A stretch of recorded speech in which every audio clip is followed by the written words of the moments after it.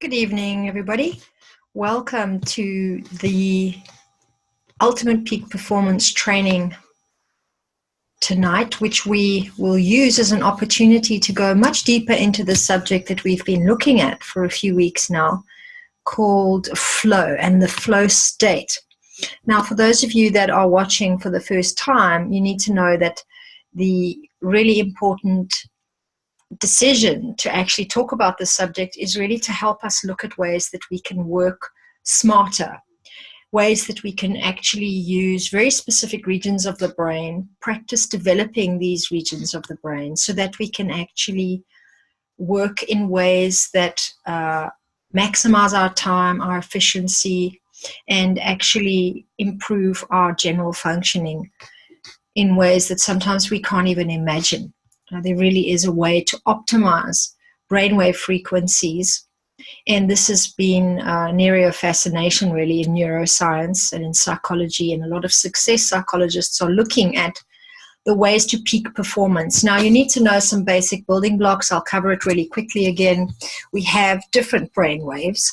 Different brainwave states are possible every time you go to sleep. You're in something called delta, which is quite common to understand. It's a brainwave frequency where you're not thinking very much, you're in a relaxed state in your body, and so your brainwaves are doing something quite different to what happens when you're awake. When you're awake, you're in what we call beta brainwave frequency, which is quite a fast wave, meaning that we have a lot of thoughts, there's a lot of activity in the brain, and there's a lot of planning, a lot of programming, a lot of making sense of information, processing information sometimes too, but really it's the wakeful state. Now, when we're in beta for too long, at too many levels of intensity, we tend to become agitated and anxious. And so being too much in beta, being too performance-driven or even goal-obsessed is not always a good thing, because it means it keeps your body in this overdrive. Beta runs with a lot of cortisol, a lot of adrenaline. It's more complicated than that, but really you need to know that the brain must move into what we call alpha brainwave frequencies as well. In other words, another wave is possible where your brain can actually calm down, reflect, process, relax, and focus at the same time, learn, and also then move internally into reflecting on what is important for you, what the meaning of your life is, what you really need to be doing in your business, how you really feel about your family coming to stay with you at a certain time in your deadline period. You begin to take stock of things a lot more. And for now, we are interested in the way that this new flow state is affecting our brain in all these paths of study, because what we've seen is that there are some incredible performance athletes who are able to break their own record, and they are experiencing states, feelings that are very unique and very different to what most people experience, as do monks who are experiencing something called gamma brainwave frequencies, which again is very rare for most of us. But really what's important to notice is that the brain can be optimized and it can be functioning in very powerful ways. And there is a very specific quality to it where there is less effort. And we want to look at that today with regards to your inner genius. So there's a great man called Roger Hamilton. He comes from a country I was trained and lived in for many years, South Africa, who also has left the country like me, lives now in Bali and trains entrepreneurs, and has a really profound system, I would say, of testing tools that help him to assess whether you are working in your main style of genius, he calls it. And I want to refer to this because it's something I use with clients. It's something I suggest people study up on a little bit, even young people looking at their careers. You know, with some of my nieces, I've done it really as a way of trying to explain that you have a talent, and your talent might be something you've explored a lot in your life as a young person. You might have really achieved great results with it already. You might not. You might not know what your talent is, but still your talent can indicate something about you that's even more rudimentary and practically useful than even a talent. It's your style of organizing and processing reality. So you have, like a talent, a certain style of being or a style of operating that can be classified into one of four categories. And this, Roger Hamilton talks about your genius type, right? And there's a way to do the test. If you're interested, you can actually email me and we can set up a session for you to learn more about how to do all of that. So what is the most important thing about your natural style is that once you know how to work in that particular domain and to do most of your work from your inner natural genius style, then you are going to get the best results. You're going to be the happiest in your life. You're going to be able to get on much better with other people. You're going to know that that's really where you thrive and where you do your best work. And you're not going to expect things from yourself that actually are going to take way more time and way more frustration and way more application by you in order to get completed. So your inner genius is really your preferred way of working, your natural disposition, your natural flow, your natural style, and it could be very well connected to what talent you have and what kind of speciality you've developed in your life. There are four of them. The first one is based on creativity, an ability to perceive the future in an inspired way, to come up with many ideas, to be able to be very creative in the mind. This is called the creative type, right? So you could be a creative type. So you're thinking now as I'm talking which one of these types you could be, which type is your natural style of genius. The second type I understand as a people person type, someone who's a great personal assistant, someone who works brilliantly with people. They like building networks. They're very good at networking. They build relationships very well. And this is their natural style of genius, to be able to make other people feel welcome, warm, and do all the fuzzy stuff that is sometimes emotional, but it's very relational with other people. So they are people that have a very specific style of genius in building relationships. The third type of genius is someone who is really good with detail and time.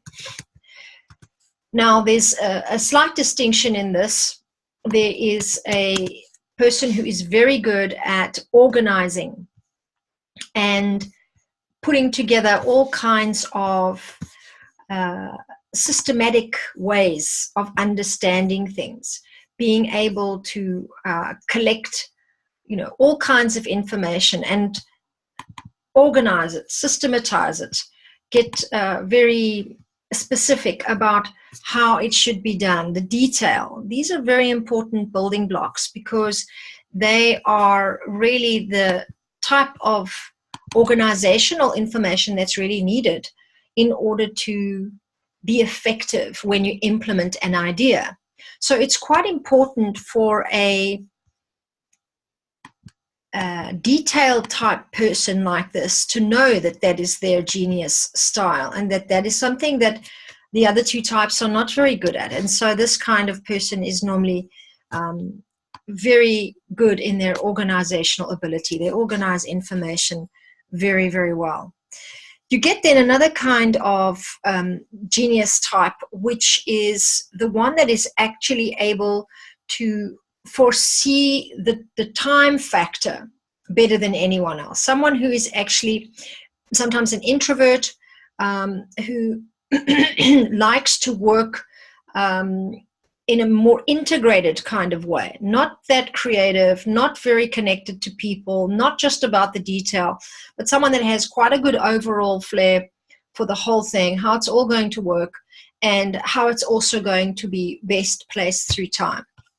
Now, which one of these types do you feel you are most connected to? Now, if you are in a job position where you are not actually working in your natural genius style or your natural way of organizing reality is not being used on a daily basis, you might experience high levels of frustration. And this means you're going to be much further away from being in a state of flow to the one that you could be if you were starting to work more inside of your natural way of being. Now, the creative type is the one who creates, as we said. The people person, one that's building relationship, is the one that supports. The person who's working in terms of detail and building blocks is the one who is actually like the Lord, able to kind of see the bigger picture. The one who is actually working a lot with the detail is the trader. Each one has their very specific role to play in a team. And if you are interested in doing this work, it's a great test that you can take yourself, which I very much recommend. And it's going to get you much closer to being able to go into what we're calling your zone. Now, this is a really important subject because it's the subject of our month of training sessions, and it's looking at the ability to work much more effectively without getting frustrated and without doing things that you're not very good at, quite frankly. So if you are creative, you need to be generating the ideas in your business and or for your business. If you are developing your abilities in other areas, that's fine and that's great. Develop those skills by all means, but try to stay connected to the core of your natural way of being, because that's going to make you happiest. Joseph Campbell, a really great anthropologist, said these great words: follow your bliss.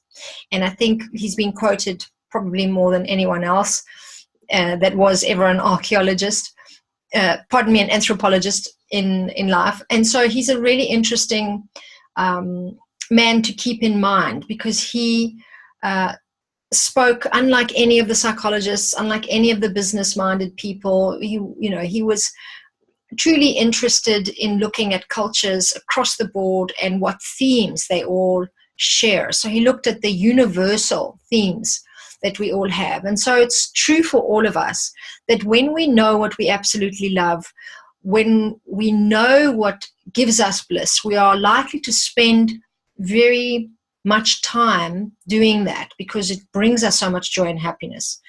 And when we do, we actually become very good at it. So it's a very interesting building block for knowing your purpose, knowing if you're really using your fullest potential, knowing how to start maximizing the happiness, joy factor in your life. That's really important to send all kinds of hormones and neurotransmitters through your body to keep you healthy and happy. And so you need to be really mindful of that and very aware that if you're not living in your bliss, if you're not happy doing what you're doing enough, there are some really serious ramifications on your health. And Joseph Campbell's words can be there, they can stick and really guide you. You must find a way at some point in your life to follow your bliss. And working in your genius style, your natural inner genius way of working, is going to help you to do that much more. If you are a people person and you are this kind of supportive type, that you like building relationships, try to use that as your central area in building your own business. If you're an entrepreneur or if you are working for a company, try to acknowledge that skill and talent that you have. Maybe you can mention it in board meetings, that's a preferred area that you'd like to be working on, and try to get a little bit more credibility for that quality so that you can get given more of that kind of work, and then you'll be following much more of that bliss for yourself. The ones who are into the detail and the organizing and the overall seeing of projects, if you are forced to be creative, or if you are, forced is a strong word, but if you have too much client relationships that you need to be focused on, this can be very frustrating for you. And it just might be that you are one of these types. So you can notice it like that and also start to find a way to build in more data management into your job. If you are in charge too much of a project, maybe you can request to handle the very specific detail of it, the organizational aspect of it, and then, you know, keep a check on whether you are actually able to reach this kind of more blissful state that you're likely to experience when you have that. So let me recap those. We've got these 4 different types of genius, different ways of working. One is to be a very creative, mastermind, thought innovator. And this is someone who can really plan out the next 5 years of the business, but say where it's going to go and what ideas can take us there. If you are the people person type, you're someone who's more supportive, you build relationships, that's really your specific area. If you are the third type, which is somebody who's interested in detail, that's what you need to be doing to be really effective and to be really in your own inner genius zone. If you are someone who is more interested in the overall picture, you're very good at project planning, you're good at working on the layout of things, then that's what you need to be doing more of. Now let's take this one step further, because we now understand that there are these 4 different modes, and of course we can go into much more complicated training formulas to understand way more than this, but this is a good building block for now to just know that each of us has a certain natural way of getting the best results. And the more you develop that area, the happier you're going to be in the work that you do. Now, the next logical step to this is to know how this affects your brain's chemistry and your feel-good factor, and then potentially even takes you to a much higher level of functioning.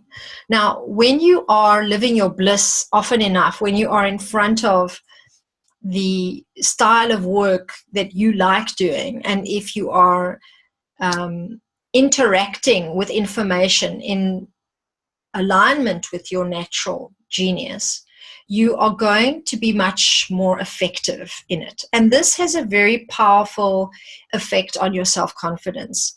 So when you are able to produce results, as we all know, you feel really good about yourself. And this will help you to feel less anxious and less problematic in your thinking.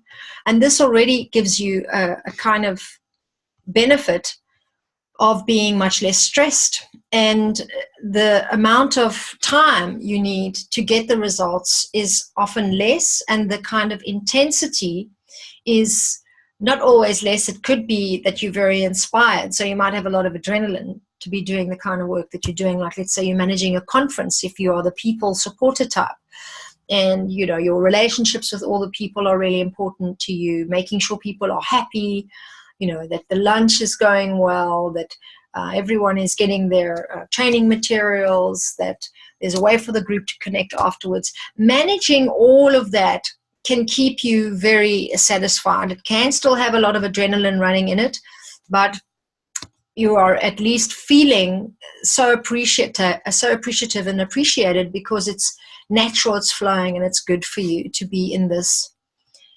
style that you know is more naturally pleasing for you.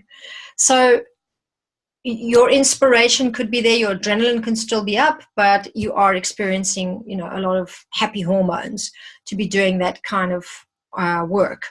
Now, when you start getting really good at it, and you start getting more referrals for it, you get more of that kind of workload, you need to know that there's a very small window period between getting really sick of something that you've often been very passionate about versus finding the right balance. So when you're really good at something, you really enjoy it, it is a little possible for a short period of time, there's a window period of time there where you need to watch out how much of it you're doing and how much results you're getting and how much satisfaction you feel from that, because it's possible that you could actually slip out of balance, be doing far too much of it, and start disliking it. Yeah, so that's a very important window to navigate. If you can manage the balance, it's a really good thing to watch out for.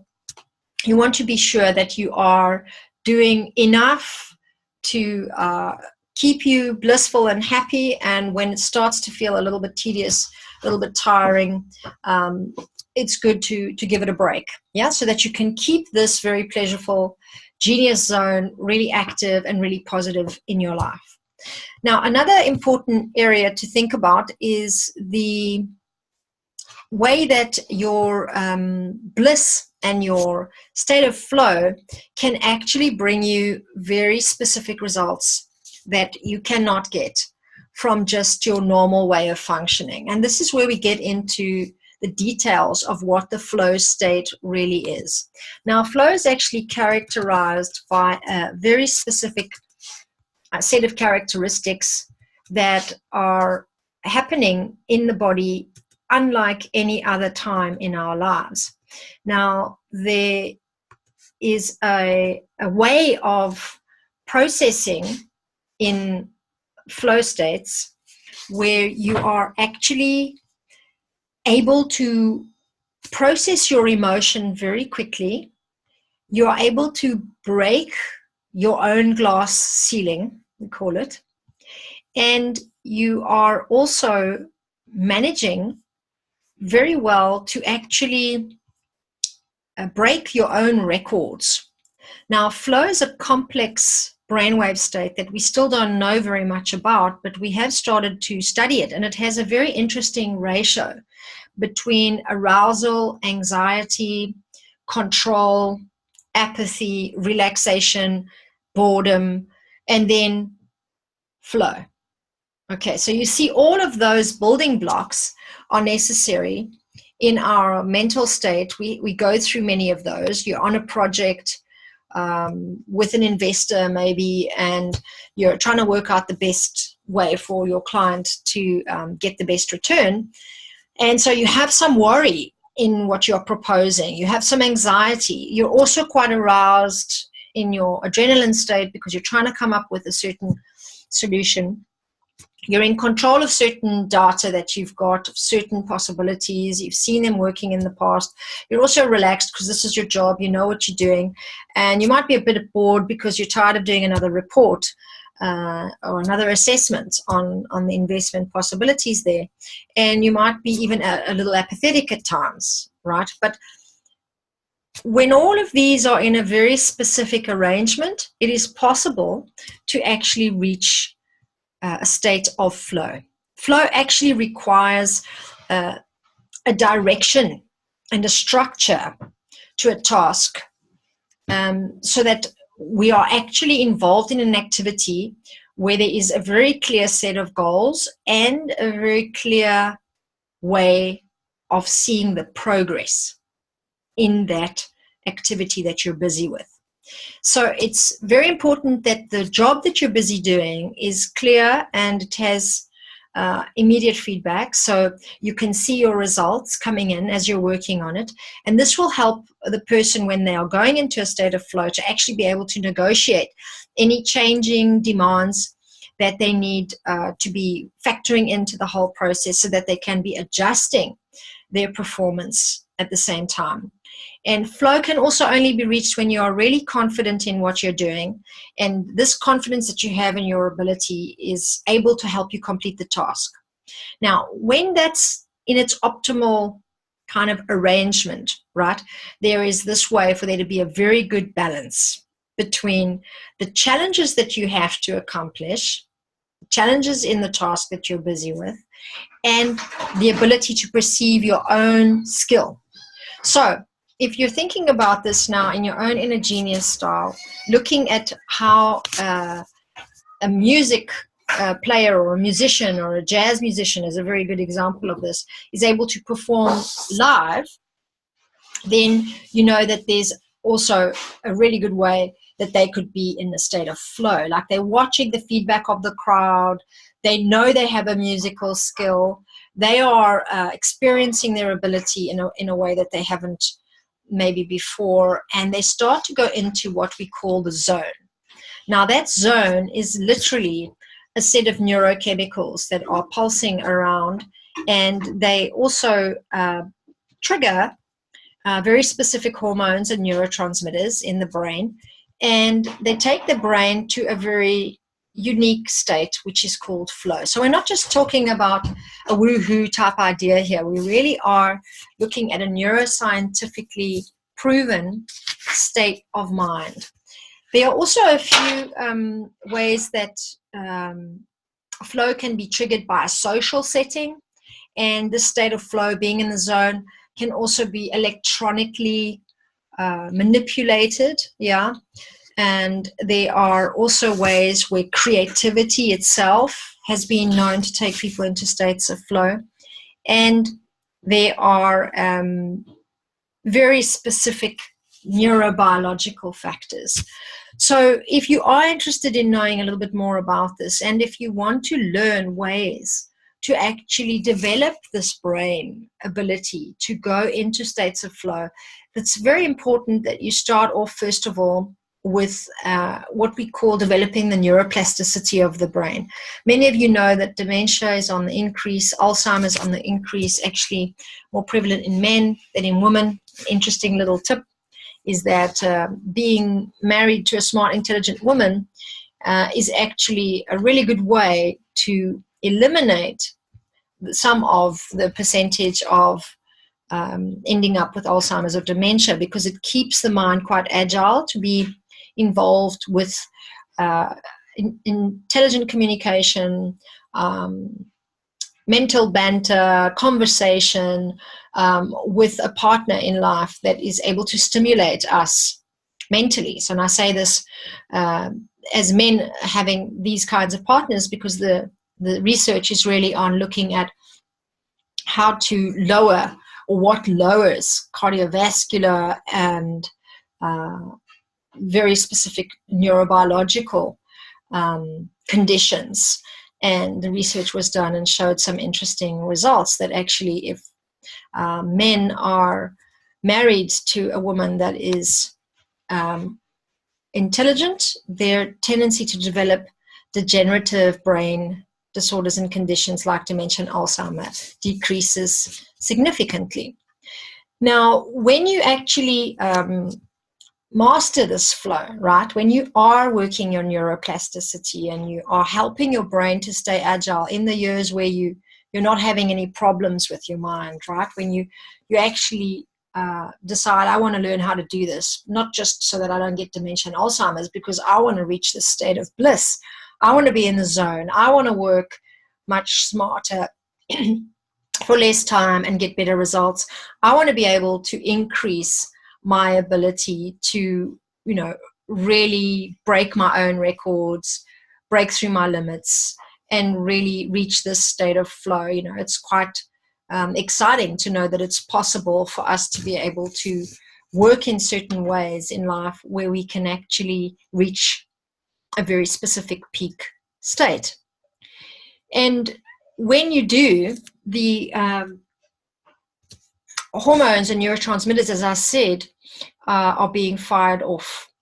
But really, if we break it down into some simple language here, I'm going to give you the 5 very important benefits of going into the flow state and learning how to develop the neuroplasticity of the brain, and then practicing more and more how to get into this incredible state of flow. And if you don't have an idea yet of what it is, I'm going to give you the classic example that we often use, which is the surfer. Surfers are often in states of flow. They are riding a wave and they are at one with nature. They go into a very peak state of arousal. They are attuned to their environment. They start to become very aware of the elements, and they start to transcend, we say, the ego boundary, which means they are no longer trying to just be in control of the wave. They start to become at one with the wave. It's quite a mystical, spiritual, difficult to explain, kind of invisible experience of being in that moment that is hard to put into words and hard to articulate, but it also can be explained by these 5 factors, the 5 benefits of being in flow. So when you learn to master flow, what can you expect? Kotler, a great researcher on the subject, actually talks about these 5 factors. And if you do want to know more about flow, you can also pop your email into the link that I have under this video, and I will put you on the list to receive the research on this subject, because it is actually a cornerstone of the book I'm writing about the new G-spot in your brain. And I'll talk a lot about blending modern neuroscience with ancient Greek knowledge and wisdom, and also a lot of Eastern philosophies about brain, mind, imagination, vision, and ecstasy. And these peak states are really a key area to look into. So the 5 factors Kotler talks about is, number 1, motivation. Your motivation goes up immediately. Your sense of happiness and bliss, as we said, increases. And so when you're in your inner genius zone, that's one pathway to start finding your bliss and the places where you can get into states of flow. Your performance increases, really. And I mean, scientists find that flow states are connected to these great athletes that are breaking their performance records, and action adventure sportsmen are also what they call flow hackers, people that are really reaching exponential growth in their human performance. And so flow states really were begun to be investigated. They started researching them because they were really quite astounded by how high performance athletes were doing way better than they had done a few years prior. And this has never really happened as much as it's happening now in our world. And so the flow state started to be investigated. There's also increases in memory and advanced learning. A lot of you will see all these brain apps, these different kind of mastermind groups. There's a lot of buzzwords on brain biology, on neuroscience, on neuropsychology, on ways to keep the brain more active, brain gym. There's lots and lots of them. And they all come from a recent fascination in science and a recent technological development that is focused on understanding how the brain is really connected to the body. And I think this is a great step. Obviously, there is no such thing as the brain separate to the body. And so this more holistic way of studying heart and head coherence is really powerful.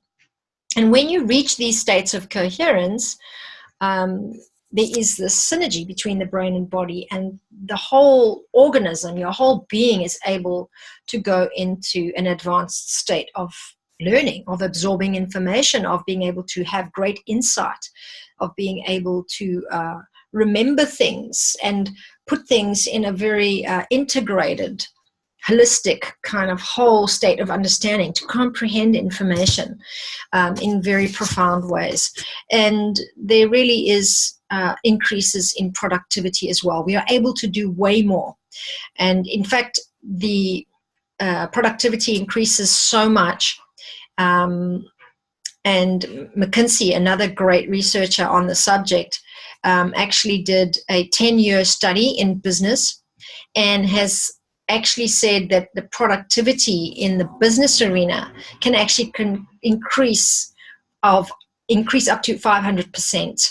And so this is sounding a little bit exaggerated, but when you start to go a little bit further into the subject, you realize there's some danger to getting into flow states, because there's a high tendency to become addicted to being in these ecstatic peak states of performance. I'll just give you a flash example. Tony Robbins on stage, vibing with so many people, is often in a state of flow.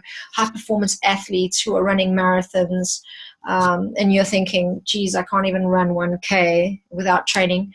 They are on runner's high. They are in states of flow, and they can become very easily addicted to that. It's very hard to break the connection with this amazing adrenaline that's running through your body, that makes you feel so connected to everything and so attuned. And so these neurochemicals that are firing off can become kind of dangerous as well when people lose the ability to manage the psychological stress that might come from being at such high levels of performance. And so it's really possible then to believe McKinsey's idea that productivity goes up 500%, because really we've seen that we are only using fractions of the brain power. And the biggest secret lies in this integration of the brain that we know now. We are not dealing with left and right brain. We are dealing with regions of the brain that interconnect and fire off more and more integratedly when there is a higher level of complexity and relaxation at the same time, these great paradoxes. So, are you someone that wants to get more efficient and more effective with what you're doing? Are you interested in ways of learning how to develop your brain power way more than before? Are you maybe a little bit sick and tired of all the gold dust from coaches and trainers who are maybe not deeply studied in the subject? Do you perhaps want to learn a little bit more about neuroscience and neuropsychology? If you do, let me know. There's lots of great ways that we can make that happen for you. And we do have another talk on flow and a few more that you can actually watch. This series continues looking at the subject of flow and how you can actually begin to make it real and possible for yourself to learn how to go into this state. So I'll be talking more about it. And for now, I thank you so much for watching me and supporting this channel. Share the video if you think it can help somebody. Remember that your inner genius style is one powerful pathway to learning more about how you too can get into the zone. Thanks so much for watching. And I leave you with this one thought. The more people that are in the state of flow in the future, the less distracted minds we'll have on the planet, and that can only be a good thing. Thanks so much, everybody. Good night.